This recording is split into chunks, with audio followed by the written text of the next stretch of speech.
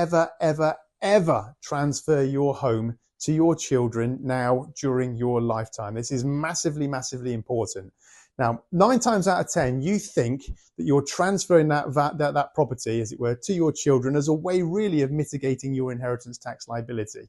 Now, unless you are paying market level rent for you to continue to live in that property after you've made the gift, the value will still stay within your estate for inheritance tax purposes. Moreover, it's actually sitting in 2 estates. It's sitting in your estate because the value never left your estate when you transferred the ownership to your son or your daughter, but it's also sitting within their estate for inheritance tax purposes. We've got it sitting in 2 estates at the moment.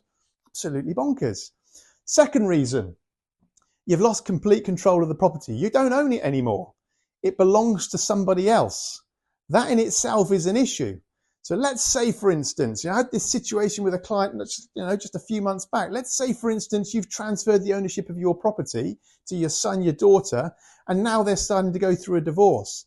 They own your house, which means it forms part of their estate for their divorce proceedings, which means that she or he is potentially entitled to 50% of the value of that house as part of the divorce proceedings.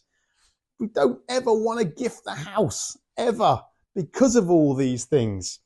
The other thing, so like I say, the divorce is massive, massive, massive. The other thing, this is another one that everybody seems to forget about.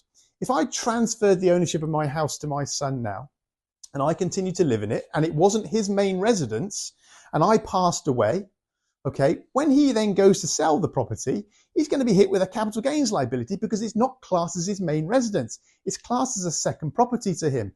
Also, if he doesn't own another property and I've transferred the ownership to him and he now decides he wants to buy a house with his girlfriend or whatever later on down the line, he's not going to get all the first-time buyer benefits and such like because he already owns another property. So we've already scuppered all that for him as well just by transferring the ownership.